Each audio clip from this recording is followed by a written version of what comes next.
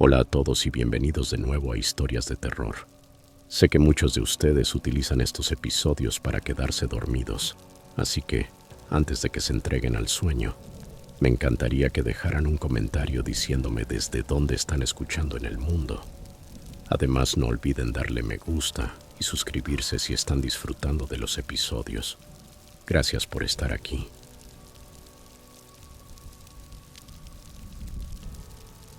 Historia 1. Mi primo Reed tenía una pequeña cabaña desconectada de todo, escondida en lo profundo de las colinas del este de Kentucky, en plena región de los Apalaches, enredada entre la vegetación espesa. Ni siquiera aparecía en la mayoría de las aplicaciones GPS. Si querías encontrarla, necesitabas que alguien como Reed te guiara usando puntos de referencia que solo cobraban sentido cuando ya estabas justo encima de ellos. Toma el desvío de grava junto al cementerio viejo. Si llegas al arroyo con el puente oxidado, ya te pasaste. Un domingo en la mañana me llamó de la nada. Solo dijo: «Oye, voy a subir a Ohio por una semana. Voy a conocer a la familia de Heather. ¿Tienes planes?». No los tenía. Acababa de terminar un trabajo temporal en Lexington y aún no tenía nada más asegurado. Me preguntó si podía cuidar la cabaña por unos días, encargarme de los perros, vigilar el gas propano, ese tipo de cosas. Me pareció una buena escapada. Sin distracciones, sin trabajo, solo una semana tranquila en medio del bosque. Le pregunté qué debía tener en cuenta. Me mencionó unas cuantas cosas: alimentar a los perros 2 veces al día, verificar que no se acabe el propano, revisar el generador de vez en cuando. Y luego dijo algo que me pareció raro. «Ah, y no dejes la puerta del portón abierta». «¿Qué portón?», pregunté, pensando que tal vez tenía ganado. «Ya lo verás», dijo, y cambió de tema. El viaje me tomó casi 7 horas. Las últimas 2 fueron por caminos sinuosos que se estrechaban más y más, como si las montañas se fueran cerrando sobre mí. Cuando dejé la carretera principal y empecé a andar por grava, perdí la señal del celular. No solo la cobertura. Era como si el teléfono hubiera olvidado que existían las redes. El GPS dejó de actualizarse y sentí como si me desvaneciera del mapa. La cabaña de Reed estaba enclavada en una ladera empinada, cubierta por un dosel de árboles antiguos. Un pequeño claro permitía estacionar el auto, junto a lo que parecía ser el esqueleto oxidado de una vieja camioneta. Sin ventanas, sin ruedas, solo el marco corroído inclinado como si hubiese caído del cielo. El silencio era absoluto, sin viento, sin cantos de aves, ni zumbido de insectos. Una quietud tan densa que resultaba antinatural. Los perros bajaron por los escalones del porche cuando me bajé del coche. Eran grandes, no agresivos, pero sí robustos y con un aire serio. Tenían el pelaje espeso y los ojos blanquecinos que les daban un aspecto casi fantasmal. Uno tenía una oreja rasgada y una mancha más oscura sobre el hombro. Ese era Benny. El otro, más corpulento, se llamaba Rook. No ladraron ni gruñeron. Solo se quedaron mirándome y luego se dieron la vuelta, caminando de regreso al porche como si esperaran que los siguiera. La cabaña era acogedora, aunque se notaba que estaba hecha para alguien que no esperaba visitas. Una sola habitación amplia con chimenea, un sofá gastado, una cocinita sencilla y una escalera angosta que llevaba a un altillo con un colchón en el suelo. Nada de wifi ni televisión, solo una radio de onda corta sobre el mostrador y una pila de libros maltratados para entretenerse. Reed había dejado una nota en el fregadero con algunos recordatorios. Alimentar a los perros a las 7 y a las 6. El tanque de propano está atrás. Las lámparas están cargadas. No olvides asegurar bien la tranca de atrás. Probé esa tranca la primera noche y entendí por qué lo dijo. Una de las puertas traseras no cerraba del todo, a menos que le pusieras una silla contra el pomo o forzaras el cerrojo con fuerza. La cabaña tenía 3 puertas, y cada una con un tipo diferente de cerradura. La del frente tenía un pasador, la del costado, una barra deslizante, y la de atrás, una cerradura de esas giratorias viejas que ya no encajaba bien. Los 2 primeros días fueron bastante tranquilos. Caminé por los senderos detrás de la cabaña. Me senté a leer en el porche. Dejé que los perros anduvieran libres mientras partía algo de leña como si supiera lo que hacía. Era un tipo de silencio al que ya no estamos acostumbrados. Aburrido, sí, pero ese aburrimiento que te aclara la mente. Por las noches encendía las lámparas de aceite que Reed tenía colgadas por si el generador fallaba, y me sentaba con un libro o frente al fuego. Los perros se echaban junto a la puerta. Noté que la luz con sensor del patio trasero se activaba de vez en cuando, un solo destello iluminando brevemente el bosque antes de apagarse. Supuse que eran ciervos o tal vez mapaches. Los perros ni se inmutaban. A lo mucho alzaban la cabeza, miraban hacia la ventana y volvían a dormirse. Pero fue en la tercera mañana cuando sentí que algo no estaba bien. El cubo de la basura se había movido. Lo había dejado al lado del cobertizo, bien ajustado entre una pila de leña y la pared trasera. Pero al salir lo encontré a más de 1 metro de distancia. Seguía derecho, cerrado, sin marcas de mordidas ni rasguños. Solo había sido desplazado. Y no era ligero. Era de esos de plástico duro, con ruedas. No se había deslizado, lo habían levantado. Me encogí de hombros. Me convencí de que quizás el viento lo movió, o tal vez yo había recordado mal dónde lo dejé. Lo arrastré de vuelta. Lo volví a encajar contra el cobertizo, y no pensé más en eso. Hasta esa noche. Durante nuestra caminata habitual antes de dormir, Penny se detuvo en seco en medio del sendero. Silencio total. Estaba rígido, con la mirada fija hacia los árboles a la izquierda. El cuerpo tenso, la cola baja. Rook se colocó detrás de mí. No ladraba, solo emitía un gruñido bajo, casi inaudible, que más parecía una advertencia para mí que una amenaza hacia lo que fuera que estaba allí. Escaneé el bosque con la linterna, pero no vi nada. Aún así sentí esa presencia, como si algo estuviera parado justo fuera del alcance de la luz, no observando sino esperando. Nos quedamos así un buen rato. Finalmente, sin decir palabra, me di la vuelta. Caminé de regreso a la cabaña con paso firme. Los perros me siguieron sin dudar. A las 2 de la mañana me desperté y vi que la luz de movimiento trasera parpadeó. Me giré para mirar el reloj y noté un movimiento junto a la ventana. Había una mano apoyada sobre el mosquitero, dedos largos moviéndose con suavidad sobre la malla, como si palparan su textura, como si tuviera curiosidad. Las uñas eran largas, la piel parecía áspera, reseca, quizá agrietada. No me moví, los perros tampoco. Se incorporaron pero no ladraron, solo miraban fijamente la ventana, con las orejas pegadas al cráneo, completamente en silencio. La mano se retiró al cabo de unos segundos. Me quedé así, inmóvil hasta que amaneció. A la mañana siguiente revisé todo. Di la vuelta completa a la cabaña. No había huellas ni marcas en el porche. La puerta del cobertizo estaba abierta, aunque la había asegurado el día anterior. La única evidencia era una mancha oscura y grasienta en el mosquitero de la habitación, como si alguien hubiese arrastrado carbón o sangre seca sobre la tela. Esa noche puse una silla contra el pomo de la puerta trasera y me llevé a los 2 perros al dormitorio. Dejé la lámpara encendida, sintonicé la radio en estática solo para llenar el silencio y me acosté a esperar. A las 3:27 de la mañana, alguien golpeó la puerta principal. 3 golpes lentos, medidos, no fuertes, pero claramente intencionados. Contuve la respiración. Los perros levantaron la cabeza otra vez, pero no gruñeron. No se acercaron a la puerta. Solo se quedaron observando.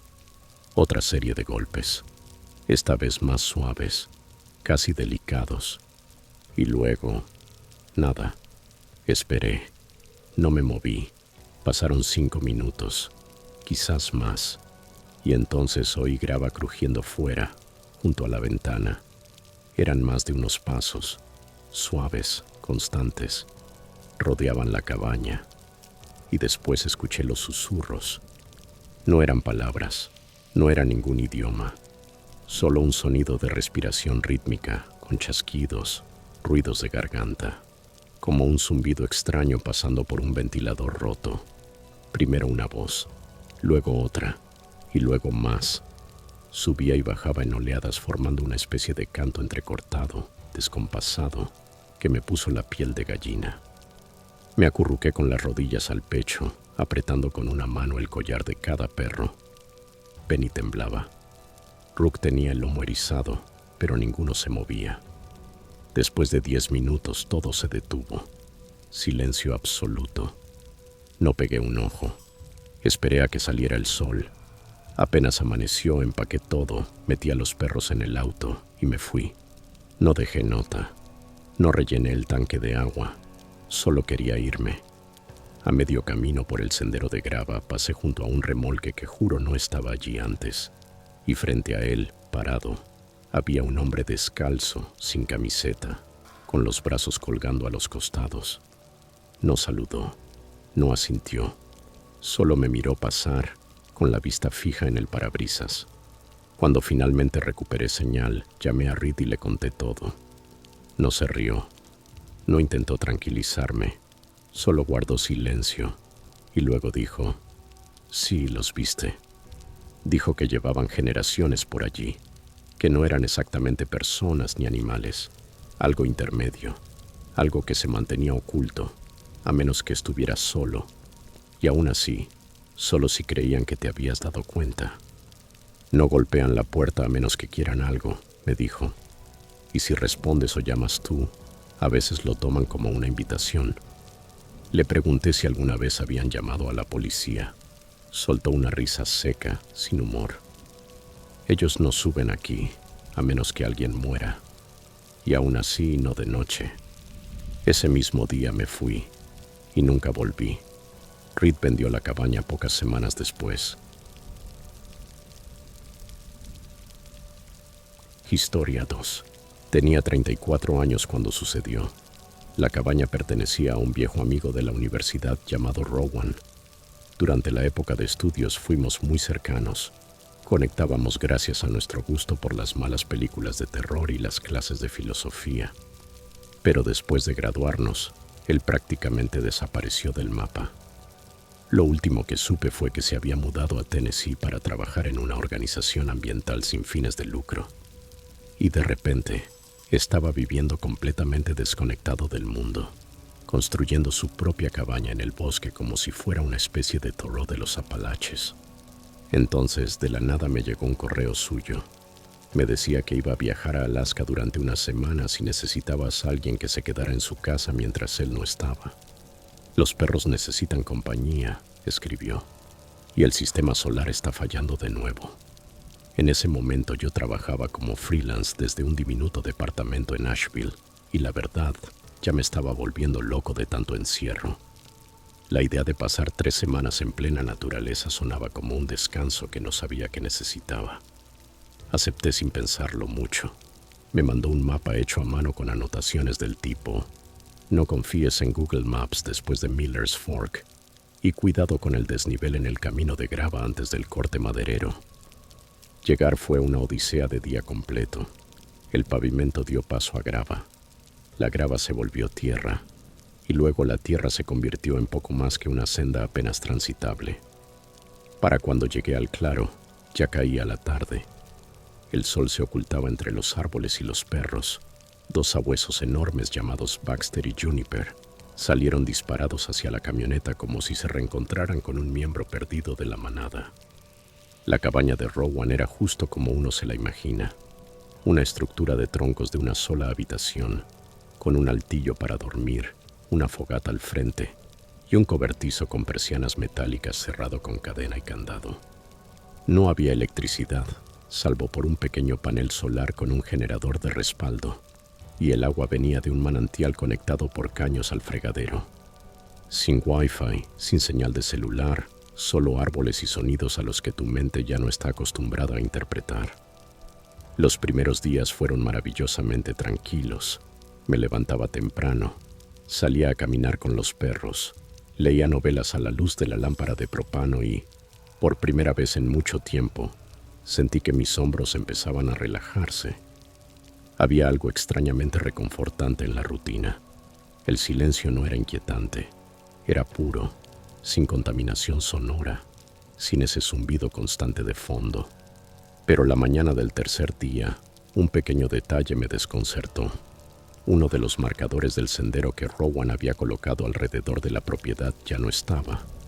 Usaba cintas plásticas de color azul brillante para marcar los recorridos del perímetro, y yo estaba completamente seguro de que una de esas cintas estaba atada a un árbol justo después del desvío del arroyo.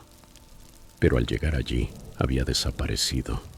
Incluso di la vuelta para comprobar si tal vez me había confundido. Pero simplemente ya no estaba. No le di demasiada importancia. Supuse que tal vez un ciervo la había arrancado al pasar o que el viento la había volado. Tomé una cinta nueva del rollo que Rowan guardaba en la caja de suministros y la reemplacé. Seguí con mi día. Esa noche los perros no lograban calmarse. Iban y venían por la cabaña como si intentaran trazar un mapa con el olfato. Llevaban las orejas pegadas al cráneo, las colas inquietas y las narices casi rozando el suelo. De vez en cuando uno de ellos se detenía y quedaba mirando fijamente la puerta trasera. Entonces el otro se le unía, parados allí como estatuas, vigilantes. Eso me puso nervioso. Salí al porche con una linterna y estuve allí unos 10 minutos barriendo con el haz de luz la línea de árboles. Esperaba ver reflejos de ojos o escuchar crujidos entre la maleza. Pero solo una oscuridad densa, impenetrable. Cerré con seguro la puerta y dejé la lámpara encendida. Cerca de las 2:20 de la mañana, justo cuando empezaba a quedarme dormido en el altillo, ambos perros se lanzaron contra la ventana de la cocina. Y no fue un simple ladrido. Era un rugido gutural, furioso, como si quisieran atravesar el cristal a mordidas. Fue tan repentino que casi me caigo del colchón. Y lo más extraño es que no me moví. No fui a mirar, me quedé completamente quieto, con el corazón latiéndome en los oídos. No era miedo, era como si cada parte de mí supiera que no debía acercarse, como si girar la cabeza rompiera algo invisible. Extendí la mano, apagué la lámpara, y entonces los perros simplemente se callaron, en seco, sin jadeos, sin paseos nerviosos, ni los típicos resoplidos que hacen después de ladrar. Solo silencio. El silencio se prolongó tanto que empecé a pensar si no les había pasado algo. No durmieron el resto de la noche. Yo tampoco. Al amanecer salí y rodé la cabaña hasta la ventana. Fue entonces cuando lo vi. En el barro justo debajo del alféizar había una huella, descalza, ancha, con los dedos abiertos de forma antinatural. Podías ver claramente la curvatura del arco y cómo el talón se había hundido con fuerza. Y era reciente. El suelo no se mojaba desde hacía días, así que fuera lo que fuera, había estado allí esa noche. Lo que más me impactó fue el ángulo. No era alguien que simplemente pasaba. Estaba de frente a la ventana, inclinado hacia ella. Esa tarde llevé a los perros por un recorrido más largo, subiendo por la loma y rodeando por detrás, solo para no estar cerca de la cabaña por un rato. Pensé que tal vez algún ermitaño andaba merodeando por la zona. No sería la primera vez. Cuando pasamos por el mismo lugar donde había desaparecido la cinta del sendero, noté algo metido en la base de un cedro. Al principio pensé que era basura, pero al acercarme lo vi bien. Era una figura hecha de palitos, ramitas atadas con cordel y algo que parecía tendón seco o corteza desgajada. El torso estaba envuelto en un trozo de cinta azul, igual a la que usaba Rowan. Los brazos eran largos y doblados en ángulos imposibles, como si alguien los hubiese torcido a propósito. Y no estaba colocado a la vista. Estaba escondido entre las raíces, como si quisieran que permaneciera oculto, pero encontrable. No lo toqué. Me di la vuelta y regresé directo a la cabaña. Esa noche fui al cobertizo. Lo había estado evitando, pero algo dentro de mí necesitaba ver qué había ahí. El candado era viejo y pesado. Lo abrí con una cizalla que Rowan había dejado junto al montón de leña. Dentro había lonas, latas de comida, cuerda y una vieja radio de 2 vías. Pero escondidas detrás de un montón de cubetas, encontré 2 lanzas de caza largas, hechas a mano, pesadas. Una de ellas tenía una costra de color marrón rojizo en la punta. No era óxido, era otra cosa. No quise averiguar qué. Solo cerré la puerta y volví a asegurar el candado. A las 4:17 de la mañana llegó la voz. No venía de afuera, no desde el porche ni desde el terreno. Venía desde la pared. Habló solo una vez, despacio y con un tono áspero, como si no hubiera pronunciado palabras en años. No se ha ido, aún está aquí. No fue un susurro, era como si los mismos troncos de la cabaña produjeran ese sonido. Los perros gimieron y se escondieron bajo la escalera del altillo sin emitir un solo ladrido. Yo no respiré, no respondí, me quedé completamente inmóvil, esperando. Al amanecer empaqué algo de agua y caminé más lejos por la loma de lo que había hecho hasta entonces. Y allí encontré una hondonada. Había un hoyo profundo, con 2 postes partidos cruzando la abertura. Dentro había huesos, grandes, limpios pero colocados en círculo a lo largo del borde, como si alguien los hubiese dispuesto con intención. Casi parecía un ritual. Entonces giré la cabeza y noté movimiento en la ladera opuesta. Alguien estaba agazapado entre los arbustos, observando. La piel cubierta de lodo o tal vez sangre seca, sin ropa, sin emitir sonido. Solo inclinó la cabeza y supe que llevaba allí mucho tiempo, mucho antes de que yo lo notara. No grité, no llamé a los perros, simplemente eché a correr. Esa noche empujé el refrigerador contra la puerta y cargué la escopeta que Rowan tenía escondida sobre el dintel. Para el amanecer ya lo tenía claro. Metí todo en la camioneta, llamé a los perros y manejé sin parar hasta que el GPS volvió a mostrar señal en un pueblito llamado Wilkins Hollow. Me detuve en una gasolinera y usé el teléfono público para dejarle un mensaje a Rowan. Le dije que todo estaba bien, que me había ido unos días antes por un trabajo que surgió en casa.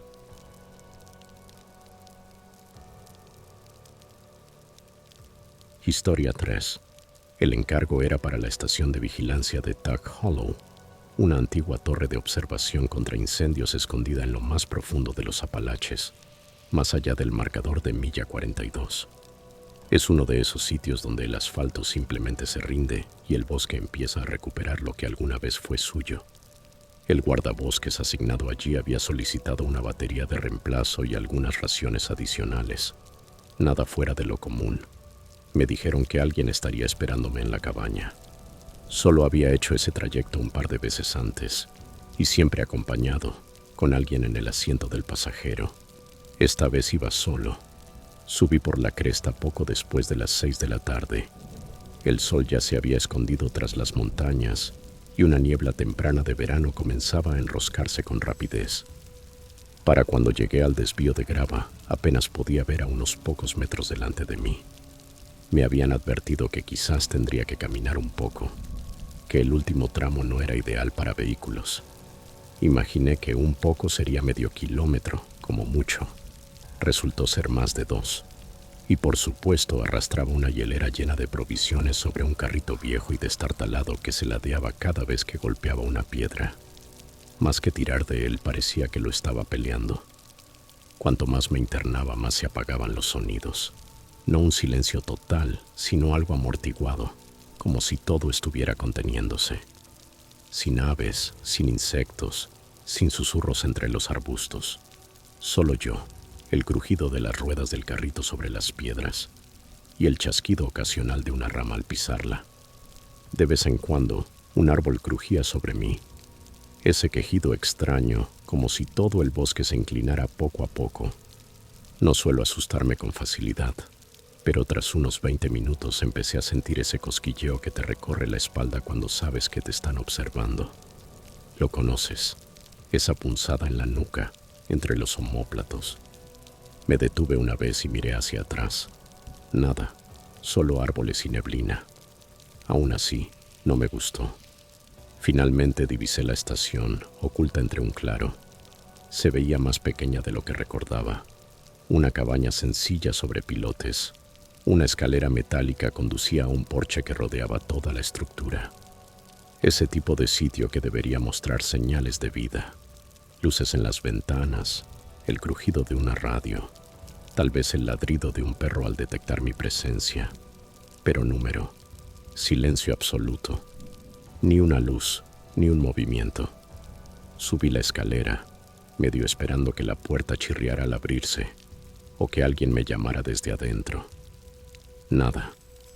La puerta estaba cerrada con firmeza, las persianas bajadas. Toqué. 3 golpes firmes. Esperé. Volví a golpear. Nada. Entonces me fijé en el picaporte. La cerradura estaba deformada, retorcida en la base, como si alguien la hubiera golpeado con algo contundente.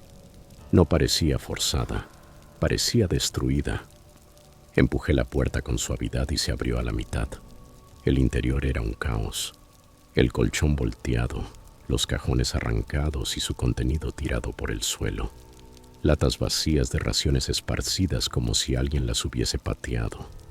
Pero lo extraño era que algunas cosas estaban intactas. Las botas del guardabosques, perfectamente alineadas junto a la cama. Su chaqueta colgada junto a la puerta, limpia y bien colocada. Su mochila apoyada contra la pared, cerrada con cremallera. No tenía sentido.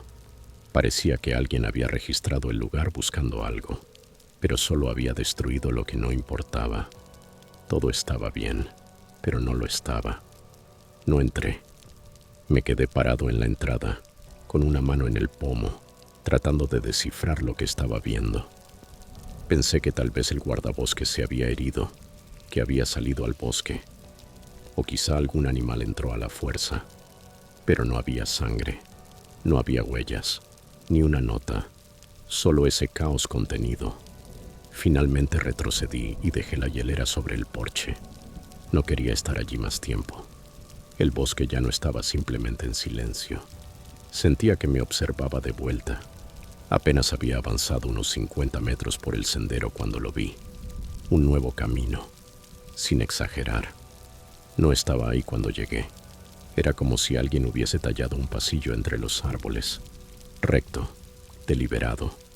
Ramas bajas rotas, maleza aplastada.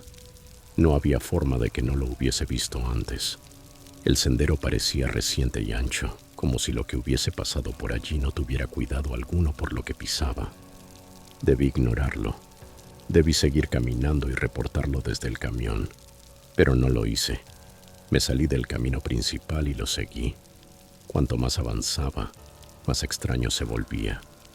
Los árboles se inclinaban hacia el centro, cerrándose. El terreno empezaba a hundirse y levantarse como un viejo camino erosionado por los años. Y empecé a ver cosas, pequeños restos semienterrados, envoltorios viejos, tela desgarrada, una hebilla oxidada, vidrios rotos tan desgastados por el tiempo que apenas reflejaban la luz. Y entonces lo vi. Una pieza naranja brillante, partida por la mitad. Era un silbato, de los que usa el personal forestal, tirado allí como si lo hubieran dejado caer, o lo hubiesen colocado intencionalmente.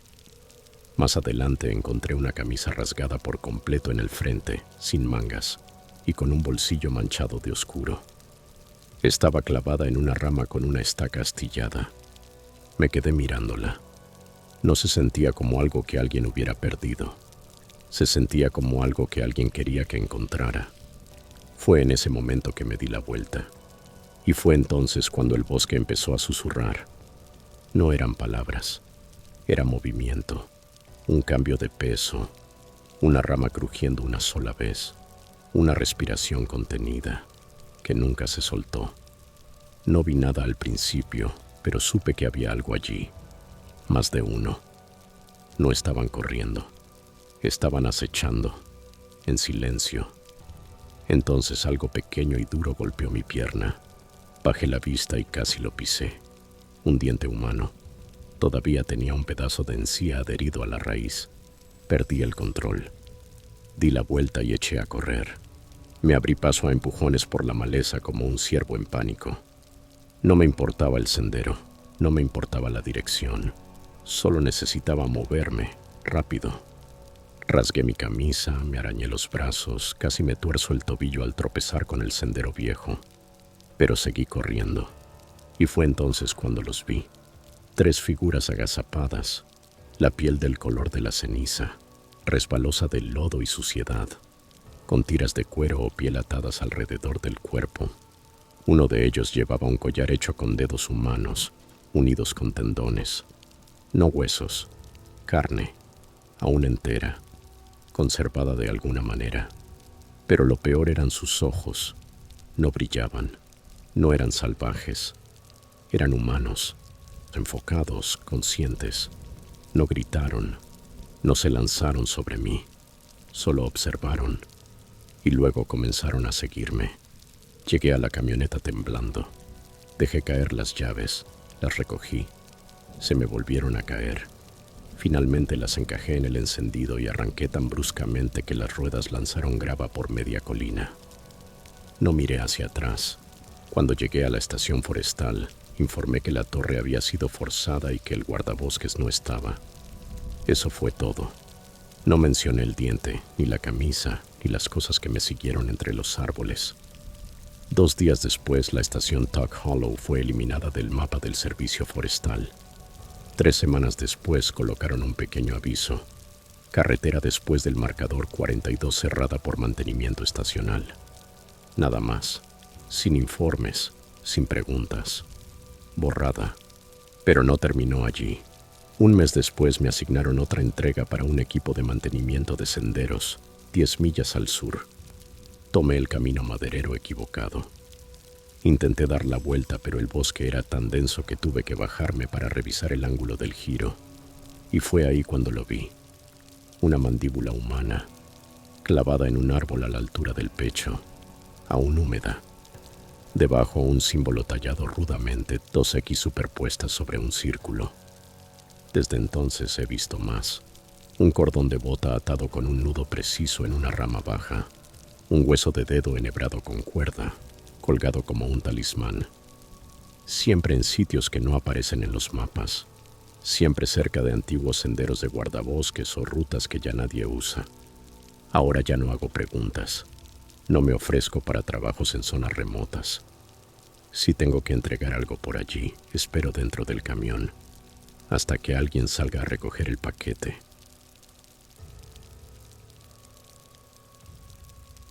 Historia 4. La última vez que vi a mi primo Caleb, estaba al otro lado de un arroyo angosto, a unos 3 metros de distancia, sin camisa, sin zapatos, solo de pie sobre la tierra, con los brazos colgando a los costados, el rostro inexpresivo y los ojos bien abiertos. No se movía, no parpadeaba, simplemente me miraba. No salí corriendo en ese momento. Debería haberlo hecho, pero no lo hice. Cuando me mencionó por primera vez el lugar llamado Blue Hollow Ridge, pensé que estaba exagerando. ¿Alguna vez has ido más allá de las minas viejas? Zrenia me preguntó. ¿Bien lejos? ¿Más allá de los senderos del servicio forestal? Le dije que no. Entonces me habló de antiguos caminos familiares por esa zona, senderos que su tío abuelo solía recorrer hace décadas.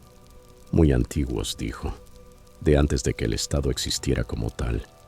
Casi nadie camina por allí ya. Lugares como cápsulas del tiempo. Tenía la semana libre, sin compromisos. Pensé que un poco de ejercicio y pasar tiempo con un primo al que no veía desde hacía años no me vendría mal. Fuimos muy unidos de niños, pero se distanció cuando regresó a Tennessee. Creí que unos días en el bosque podrían ayudarnos a reconectar. Aparcamos al final de un camino de servicio que no había recibido mantenimiento en décadas. La grava dio paso al barro y el barro a la maleza. Caleb llevaba en su mochila un viejo mapa topográfico, tan desgastado que parecía haber salido de un baúl olvidado en un desván. Nos equipamos y empezamos a caminar. Le pregunté qué tan lejos íbamos a ir. Lo suficiente, respondió, y asintió con la cabeza hacia la línea de la cresta. Luego añadió, si alguna vez me escuchas gritar corre, no preguntes. Solo ve hacia el oeste. Me reí pensando que estaba bromeando, pero él no se rió. No sonaba advertencia. Sonaba a regla. 1 hora después llegamos a una bifurcación en el sendero. Un camino se veía transitado, el otro apenas era visible, cubierto por la vegetación. No aparecía en mi GPS, tampoco en su mapa de papel. Caleb se detuvo, observó ambos caminos y luego se desvió hacia el oculto. Le pregunté si estaba seguro de que era por ahí. No respondió de inmediato. Luego, sin mirarme, dijo: «Es por donde debemos ir». Caminamos en silencio un buen rato. El bosque ahí se sentía espeso, no solo por los árboles, sino por algo más pesado. Un silencio que hacía que cada uno de tus pasos sonara demasiado alto. Intenté romper la tensión preguntándole sobre los senderos, quién los había usado, qué había por allí. Caleb no decía mucho, pero sí soltó algo extraño. Dijo que su tío abuelo hablaba de personas que nunca se habían ido de esas colinas. Los primos los llamaba. Se habían quedado demasiado adentro durante demasiado tiempo. Le pregunté qué quería decir con eso. «No nacieron diferentes», dijo. «Cambiaron, miraron demasiado tiempo, olvidaron cómo regresar». No insistí. Caleb siempre tuvo una forma poética de hablar, especialmente sobre su familia. Pensé que eran historias de montaña mezcladas con cosas raras que había absorbido viviendo solo por allí. Acampamos cerca de lo que parecía ser los restos de una estructura antigua, tal vez una cabaña. Solo quedaba un muro bajo de piedra, cubierto de musgo y desmoronándose. Mientras montábamos el campamento, noté unos racimos de huesos colgando de las ramas, como móviles hechos con costillas y mandíbulas, atados con lo que parecía tendón seco. Se los señalé.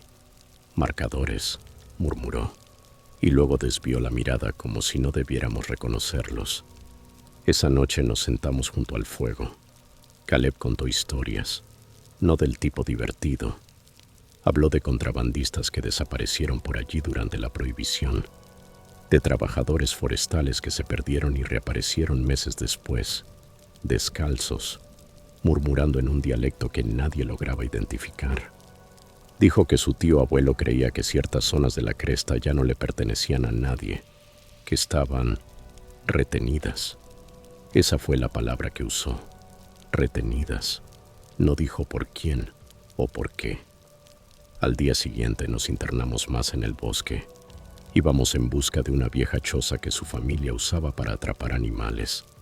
Se suponía que debía estar cerca de un roble seco partido por la mitad. El sendero se desvaneció en menos de 1 kilómetro, y entonces solo empujábamos entre la maleza. En algún momento dejé de poder distinguir por dónde salía el sol. Caleb se movía como si supiera el camino, pero se detenía a cada rato, inclinaba la cabeza, escaneando los árboles como si esperara algo. Alrededor del mediodía, un olor me golpeó de golpe, áspero, ácido, con un fondo metálico que me recordó a herramientas oxidadas bajo la lluvia. Caleb se detuvo de inmediato. No dijo una palabra. Sacó de su mochila un pequeño plato de metal atado a una cuerda y lo lanzó por encima del hombro como si fuese un anzuelo. Abrí la boca para preguntarle qué hacía, pero él levantó un dedo y me dio esa mirada. No era miedo, era concentración. No dije nada más. Encontramos la choza justo antes del anochecer. Estaba en ruinas, el techo hundido, las paredes derrumbándose. Caleb insistió en que durmiéramos dentro. Atravesó un tubo oxidado en el marco de la puerta y clavó una herradura doblada sobre la entrada, como si fuera parte de un ritual. Le pregunté si hablaba en serio. No respondió.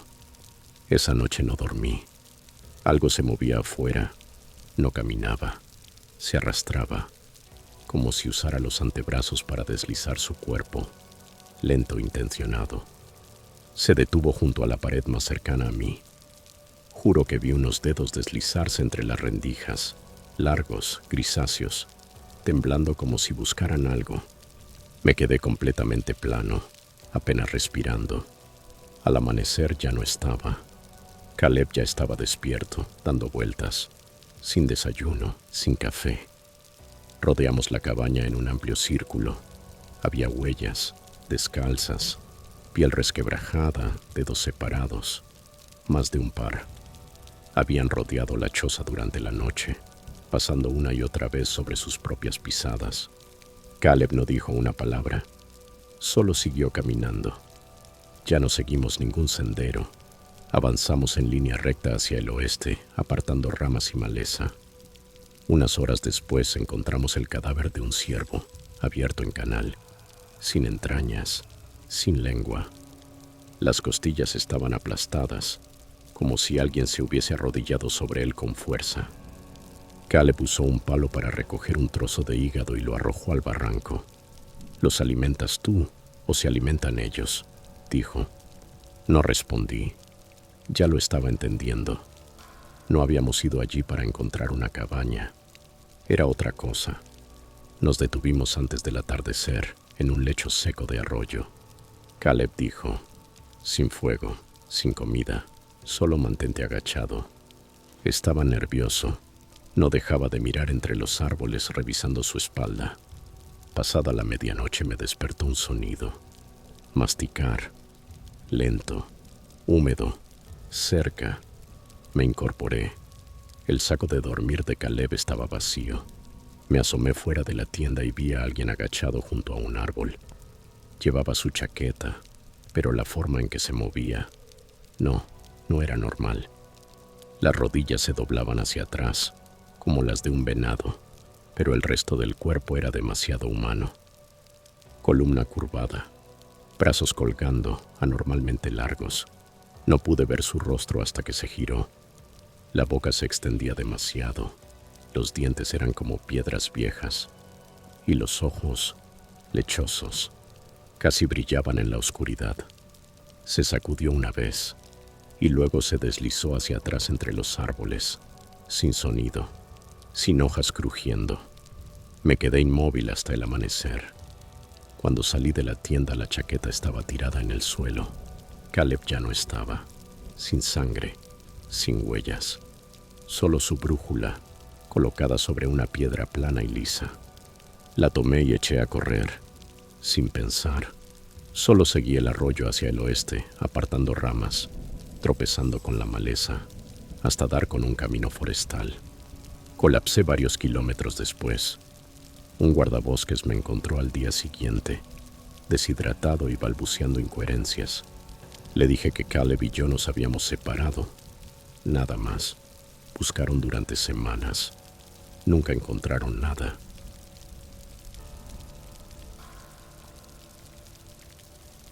Historia 5. El lugar se llamaba Burnt Rock Hollow. Mi abuelo solía mencionarlo de vez en cuando yo era niño. Nunca contaba la historia completa, solo fragmentos extraños y sueltos. Algo sobre una cresta donde los árboles de Ironwood nunca caían. En ese entonces no le daba mucha importancia. Él contaba ese tipo de relatos con frecuencia. Después de que falleció, sentí que le debía algo. Él había crecido a unos 20 kilómetros de allí, en una casa que ya no existe. Solo quedan unas piedras de chimenea apiladas y cimientos cubiertos de maleza en un terreno del condado. Esparcir sus cenizas en Burnt Rock me pareció lo correcto, o al menos el tipo de gesto que uno siente que debe hacer por la familia. El problema era que ese lugar no aparecía en la mayoría de los mapas. Las versiones antiguas del USGS aún mostraban un sendero punteado entrando por el este, pero los mapas recientes lo omitían por completo. Ni siquiera una antigua vía maderera. Tuve que buscar en foros locales extraños y en blogs históricos para dar con la ubicación general. Una publicación de un historiador aficionado lo describía como aislado geográficamente, inusual en lo ecológico y sensible en lo cultural. No daba más detalles. Probablemente debí tomar eso como una advertencia para mantenerme alejado, pero no lo hice. Marqué las coordenadas en mi reloj GPS, empacando ligero, y salí antes del amanecer. El asfalto desapareció mucho antes de que llegara a mi destino. Para cuando me detuve, ya estaba sobre grava, luego tierra, y al final sobre algo que apenas podía llamarse camino. Estacioné junto a un poste de cerca caído, revisé la mochila una última vez, y bajé a un aire que se sentía extraño, ni frío ni cálido, solo inmóvil, como el ambiente de una habitación justo antes de una tormenta. El comienzo del sendero era casi invisible, apenas una abertura estrecha entre los árboles, medio bloqueada por una señal metálica doblada. Sin texto, sin marcas, ni siquiera las siluetas borrosas de lo que alguna vez pudo estar escrito.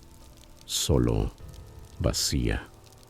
Mi celular había perdido señal unos 3 kilómetros antes de salir de la carretera del condado, así que lo dejé en la guantera y no pensé más en él. Ahora que lo recuerdo, ese fue el último momento normal de todo el viaje. El primer tramo del sendero se sentía como cualquier caminata por el bosque. Algunos árboles caídos, muchas ramas muertas bajo los pies, curvas pronunciadas que te quemaban los músculos muy pronto. Pasé por 2 arroyos secos y por un fogón que parecía no haber visto una llama en décadas. El musgo se había tragado casi todo, y luego empezaron a cambiar las cosas. Nada repentino, solo transformaciones lentas y sutiles que confundían la mente. Los árboles fueron lo primero en parecer, extraños, no muertos, solo equivocados. No podía identificar sus especies, y he hecho muchas caminatas por distintos lugares. Nunca había visto troncos con esas formas. Retorcidos, algunos enrollados, como si no pudieran decidir hacia dónde crecer. Muchos de ellos tenían 2 muescas talladas en la corteza, justo a la altura de los hombros, siempre mirando hacia el norte. Demasiado consistente para ser casual. Y no había marcas de herramientas, nada de virutas ni residuos, solo los cortes, antiguos, limpios. A medida que seguía avanzando, los árboles se hacían más densos. Eventualmente el follaje bloqueaba tanta luz que tuve que reducir la velocidad. Mi GPS decía que aún estaba sobre el sendero, pero si había una ruta verdadera, ya no podía verla. Sin señales, sin marcas, solo un verde parduzco y opaco por todos lados. Era como caminar por el interior de una garganta. Finalmente llegué a una pendiente, donde alguien, o algo, había construido escalones de piedra apilados en la ladera. No estaban tallados, solo rocas planas colocadas una encima de otra, como las ruinas de una civilización antigua. El musgo cubría casi todo. Bajé hacia lo que parecía ser una depresión natural en el terreno, y en el centro encontré un contorno circular de piedras, de unos 6 metros de diámetro. No quedaban muros, ni techo, ni senderos de entrada o salida. Solo un anillo, y dentro de él un círculo hecho con huesos de pollo, limpios y colocados en una forma que se sentía deliberada, no decorativa, no ceremonial, solo con propósito. Entonces escuché un ruido detrás de mí. No pasos, solo un leve crujido de hojas. Me giré de golpe y llamé.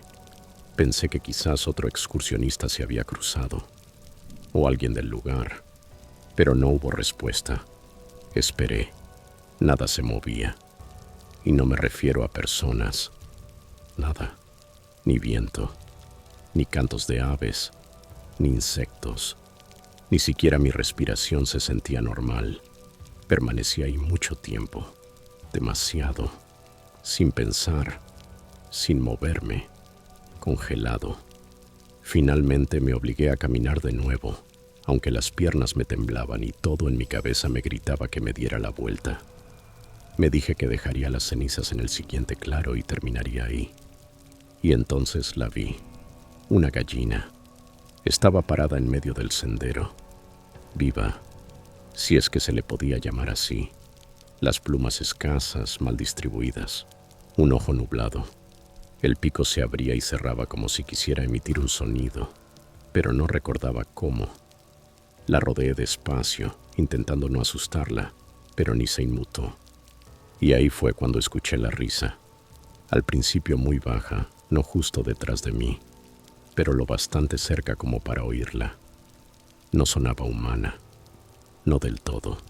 Era seca y hueca, como si alguien intentara reír sin pulmones. Volvió a sonar, más larga, estirada, como si quien la emitía fingiera saber lo que era una risa, pero no lo lograra del todo. Me di la vuelta esperando ver a alguien, pero el camino detrás de mí era idéntico al de enfrente. Exactamente igual, incluso con el mismo nudo en la madera. Fue entonces cuando comprendí que ya no sabía en qué dirección estaba. Aceleré el paso. El sendero descendió de nuevo y un olor metálico me golpeó la nariz, como meter el rostro en un puñado de monedas viejas. Más adelante el sendero se bifurcaba frente a una cerca hecha a mano, con ramas peladas y alambre oxidado, atados con pedazos de tela. Algunas telas eran de camisetas, una parecía tener encaje, más allá montones de huesos, algunos demasiado grandes para ser de ciervo, algunos demasiado limpios para ser antiguos. No me detuve a revisar. Me giré para regresar y vi otra cerca, más alta, más torcida, peor. No la había pasado antes, pero de alguna manera estaba detrás de mí ahora. El sendero me había dado la vuelta, o había caminado en círculos sin saberlo. Sea como fuera, estaba encerrado, y fue en ese momento cuando supe que me estaban guiando. Saqué la urna de la mochila. Pensé que si todo esto tenía que ver con las cenizas, si este lugar aún recordaba a mi abuelo, quizás cumplir con mi propósito me permitiría salir. Destapé la urna y me acerqué a un pequeño claro entre los árboles, y ahí lo vi, de pie entre los troncos, descalzo, sucio, la ropa hecha jirones, la piel manchada de algo negro, la boca abierta como si hubiese olvidado cómo cerrarla, las encías secas, oscuras, los dientes agrietados, los ojos abiertos de par en par, sin parpadear. Me quedé paralizado. Detrás de él otras 3 figuras emergieron del bosque. Una cayó en 4 patas, otra sostenía algo en la boca. No jadeaban, no hablaban, ni siquiera parecían curiosos, solo pacientes. Arrojé la urna, no hacia ellos, sino lejos de mí, y eché a correr. Las ramas me rasguñaban los brazos, me caí 2 veces, me pelé las palmas, me torcí la rodilla. No me importaba, corrí como si mi vida dependiera de ello, porque lo hacía. Detrás de mí no se oían gritos, ni alaridos, solo pasos, rápidos, ligeros, varios, acercándose. Y entonces comenzó el silbido. No subía ni bajaba de tono. No venía de una boca. Sonaba como viento soplado a través de un tubo hueco. Plano, mecánico, repetitivo. No era fuerte, pero se metía en la cabeza como un sonar. Vi de nuevo los árboles con las muescas y giré.